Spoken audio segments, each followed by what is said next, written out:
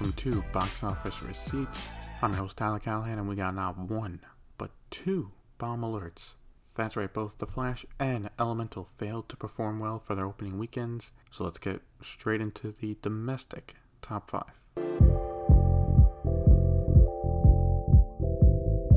So Monday was Juneteenth, so the way the numbers are going to go is the domestic top 5 will be in a 4-day format to include Monday, but the international numbers with the worldwide totals will be Friday to Sunday only for domestic and international. Opening in first place with an abysmal 64 million is The Flash. Opening in second place is Pixar's Elemental with 33.3 million. Third place is Spider-Man Across the Spider-Verse with 32.4 million. For a total of $285 million. And fourth place was Transformers Rise of the Beast with $23 million, for a total now of $103.6 million. And in fifth place was The Little Mermaid with $13.3 million, for a total of $255.2 million. So what the hell happened? First, let's talk about The Flash. Over the weekend, it was like watching the Hindenburg, with the estimates dropping almost hourly. This was expected by analysts to do around 70 million for the 4-day, maybe 80 million on the high end. Warner Bros. Was lucky. And it came nowhere near that. Also, did not help. Word of mouth on this is poor, with it getting a B cinema score. But still, that shouldn't have hurt the opening numbers that much. So why did people not show up? Well, I can think of two reasons. One is that it's general knowledge. A new universe is being set up right now, and the public knows that they are getting ready for that, thanks to the news about the Superman movie, right? We just had the casting news last week, right? We now know Andy Muschietti is directing Batman. This means if they piece it together, The Flash is not a must-see to stay up to date with DC movies. Also, I think it doesn't help that Warner Brothers and DC failed to market the movie as the end of the DCEU. They're still Aquaman and Blue Beetle, but there was no why people needed to go see it. And I'm sorry, Warner Brothers, getting celebrities all around Hollywood to say the film was great didn't help. Also, I think that backfired because that kind of set expectations that were a little too high, and it didn't meet them. Also, the way I see it, I think another issue is the lack of promotion from the stars themselves. Warner Brothers isn't having Ezra Miller promoted and do interviews for obvious reasons, but Michael Keaton is working on Beetlejuice 2 right now, so he was unavailable. So with the two main stars not able to do the rounds, that could have also played a factor. For Warner Brothers, this has got to hurt. They put a lot of promotion and marketing behind this film because they thought they had something special. And if there was going to be one big movie for them this year, this was it. Not only will it not become that, if the legs on this don't stabilize, this might become one of the biggest bombs the studio ever had. Personally, this does not hurt the new DC management. Again, this was already done before they came in, but they need to make damn sure Superman Legacy is a crowd pleaser. As for Disney, Pixar, and Elemental, it's bad, but they have a better road ahead of them. So right now, unless it legs out amazingly, it is a bomb because the reported budget for this is $200 million, which is kind of crazy. I mean, yes, visually it looks amazing, but $200 million on a non-IP animation movie is crazy in today's world. It just is. But on the positive side, this is getting great reviews, besides the ones from Cannes that were kind of more mixed. When everyone else reviewed it, everyone loves it. It's got an A on cinema score, so it should have great word of mouth. Between that and families going for repeat viewings, this could become more of a disappointment and maybe even break even for the studios. But it will take most of summer to do that. And for Transformers, that is a big drop with 67% compared to its opening weekend. And I think it's quite clear Transformers is joining Fast and Furious in franchises that the domestic audience is not caring for anymore. They will show up opening, anyone who's interested will show up opening weekend, and then that's it. The Flash also disappointed in China, opening in first place with 14 million, and including previews is now at 14.4 million. Dropping to second place is Transformers Rise of the Beast with 13 million for a total of 65 million. In third place was Elemental, which opened to 5.5 million. Fourth place was Spider-Man Across the Spider-Verse with 3.9 million for a total of 43.5 million. And in fifth place was Godspeed with 2.9 million for a total now of 171.7 million. The Flash not doing well in China is not a surprise, as one of the big hooks was bringing back Keaton as Batman, and as far as I know, since they didn't grow up on those Batman movies, why would they be excited about this? They have their own movies coming out soon to look forward to, as well as other Hollywood franchises like Transformers and Fast and Furious. Looking at international and worldwide numbers, The Flash also did not have a good time overseas, earning $75 million for a worldwide opening weekend of $139 million. At this point, the studio would be happy if it passed $400 million worldwide, and yes, we are looking at the possibility of Black Adam performing better than The Flash. Elemental earned $15 million for a worldwide opening weekend of $44.5 million. Now, that does look terrible, but it only opened in 17 markets overseas, so it does have actually a ways to go for its international rollout. Transformers: Rise of the Beasts earned $37.2 million for a worldwide total of $278 million.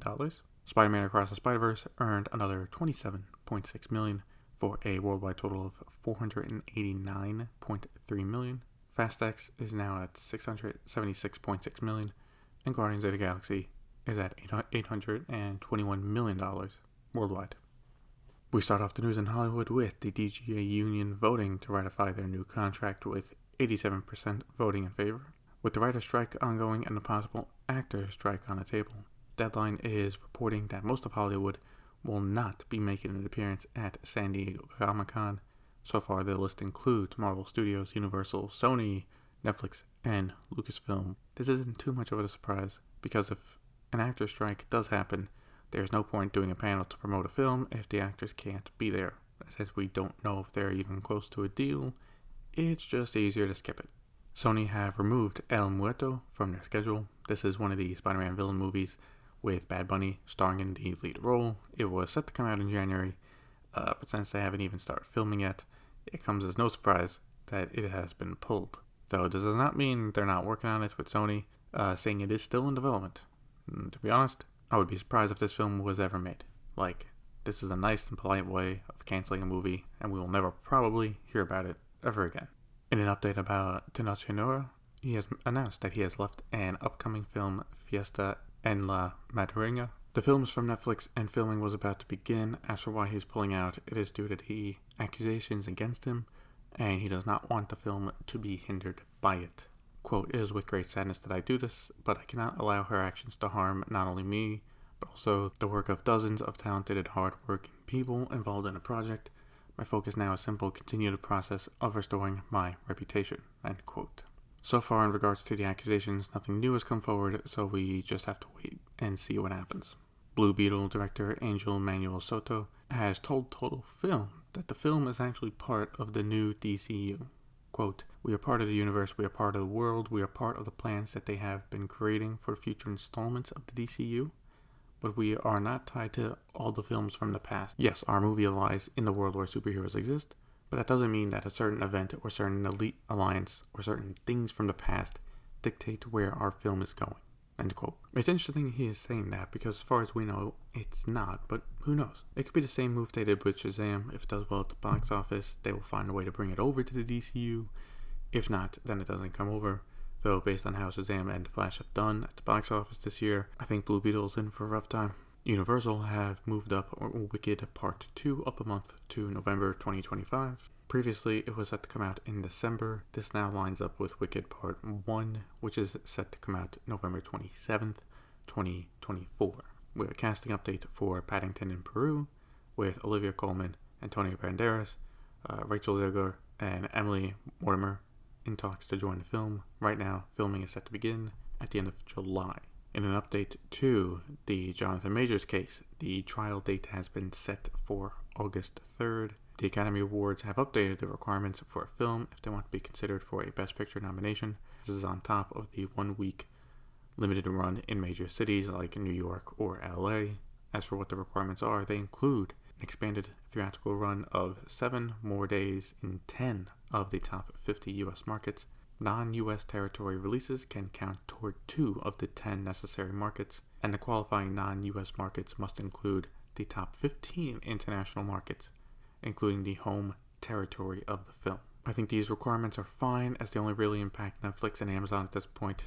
Apple is working more on full theatrical releases, and for major studios, most of the films that they push for awards get a wide release anyway for a few weeks, which should count toward this, so they don't have to do anything extra. Now, this is only for Best Picture. After the initial 1 week in the major US categories, the movie does qualify for all the other awards. So I would assume Netflix will comply with changes, but who knows. We got quite a few new trailers this week. The first is Challengers, starring Zendaya as a tennis player turned coach, and directed by Luca Guadagnino. It comes from MGM and comes out September 15th. Next up is the first trailer for Dumb Money. This is the film about the short squeeze on GameStop stock with a great cast, including Paul Dano, Seth Rogen, America Ferrera, Nick Offerman, and Sebastian Stan. It comes out September 22nd. From A24, we got a teaser trailer for Priscilla. This is a movie directed by Sofia Coppola and is focused on Elvis and Priscilla Presley, but from Priscilla's point of view. It comes out sometime in October. From Sony, we got the first trailer for Kraven the Hunter, starring Aaron Taylor Johnson in the lead role. It doesn't look that great, but hey, it looks better than Morbius, so it's something. It comes out October 6th. So yeah, basically it's all the trailers for the fall movies, which makes sense as they need to start marketing them.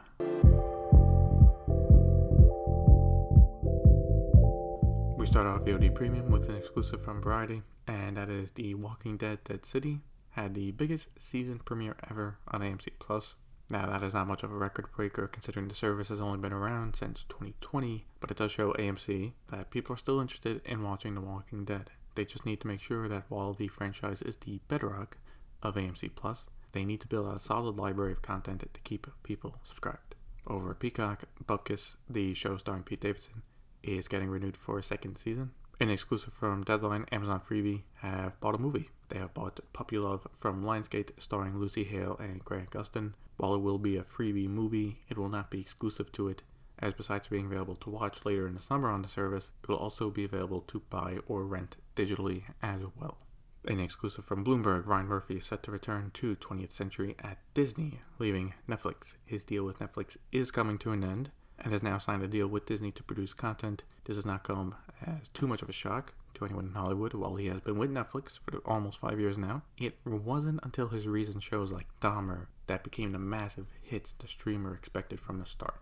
If you have not heard of him, you have heard of his shows, especially the 20th Century and FX ones, including 911, American Horror Story, and American Crime Story, to name a few. Speaking of Netflix, they have gone and changed up their viewing metrics. Going forward, their weekly top 10 chart will be based on views, not just total hours watched. Views are counted based on the total hours watched divided by total runtime. Along with this, another change is the most watched ever chart will now have a 91-day window when the show or movie launches instead of 28 days. While I would prefer more detailed numbers, this is a bit fairer for shows that, have a shorter runtime. And Netflix has already updated the charts with these changes, and the biggest change is that Wednesday is now the #1 English TV series of all time, beating Stranger Things. Also, hours view data will still be available, it just won't be used to make the charts. In the exclusive from Deadline, it looks like Warner Brothers might license out some of their HBO shows to Netflix. Both Warner Brothers and Netflix are still in talks, but right now it looks to be for a package of shows, with one of them being Insecure. It would not be any show that is currently running, so Last of Us and Game of Thrones would not be a part of this. Sources are also telling Deadline that people from HBO are pushing back on this. As for why Warner Brothers is doing this, it's a financial move. If it happens, it would be the first time since 2014 that HBO content was on a streamer not named HBO. Back then, it was a selection of HBO shows available on Prime Video when they were first building up their library. I saw this news and I was shocked, but after reading the details, it makes sense. Even take away Warner Brothers' financial issues and the debt they need to pay off. Since these are older shows, it makes sense to license them out to get some cash, 1, and 2, advertise the Max service. Oh, you like shows like this? Well, to watch more of it, you need to go get Max. Now, obviously, a straight-up ad for Max won't be allowed on Netflix, but the famous HBO logo should be on the start of every episode. So strategically, I get it, especially as how streaming is going. You should expect more and more studios to license out their content more. But for Warner Brothers and what they've been going through, though, it does look like a sign of weakness. Warner Brothers Discovery is laying off around 100 people from their cable channels, with quite a few from TCM. Hopefully, they land on their feet quickly. Unlike other layoffs at studios, the ones at TCM caused a lot of outcry, as people feared that the company might be getting ready to shut it down or sell it. This led to Steven Spielberg, Martin Scorsese, and Paul Thomas Anderson to sit down and talk to David Zaslav about TCM. After the emergency meeting, Zaslav made changes that hopefully will calm everyone down. The management of TCM will be split up into 2 roles, with the business side being managed by Michael Alloween, who also manages Cartoon Network, Adult Swim, Boomerang, and the Discovery Family. The creative side of the channel will be managed by Warner Brothers co-chair Michael DeLuca and Pamela Amdy. In an exclusive from Variety, they are reporting that Paramount Plus Australia has renewed Last King of the Cross for a 2nd season. And in a bit of a shocker, Paramount Plus have cancelled 4 shows on their service. And not only that, the shows will also be removed as well. The shows include Star Trek Prodigy, Grease, Rise of the Pink Ladies, The Game, and Queen of the Universe. And the shows will be removed by the end of the month. For Star Trek Prodigy, work was still being done on finishing Season 2.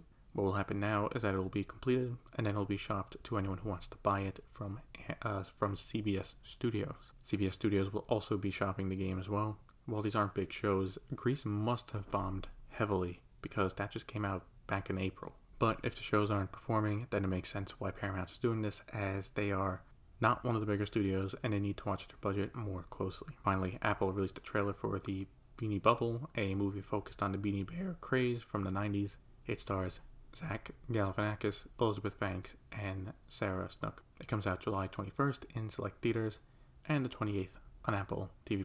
And that's it for this episode of Box Office Receipts. If you want to follow me on Facebook or Twitter, links to those are in the show notes.